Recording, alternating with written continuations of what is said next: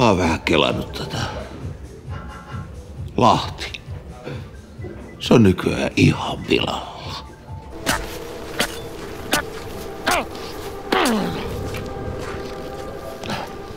Kun mä olin nuori, niin Esijärven suivinen, se oli hurja touhu. Joo. Ja niin kuin sinilevä ihottumassa oli kova jätkä koko vartalo Tatska. Kunniamerkki. Nykyään nämä kalat on niitä terveitä ja eläväisiä. Niiden tainnuttaminen on ihan hirveän vaikeeta. Ennen Lahti oli Suomen Chicago.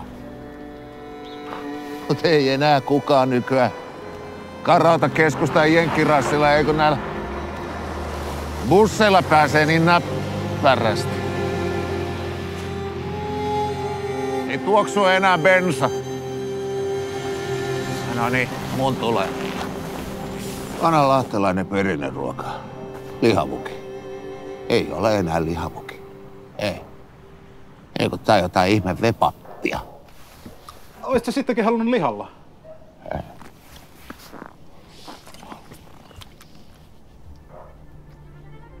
Pilalla. Hiilineutraali jääkiekkojoukkue.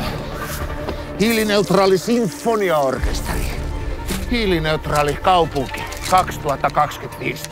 Mä teille hiilineutraalit näytän.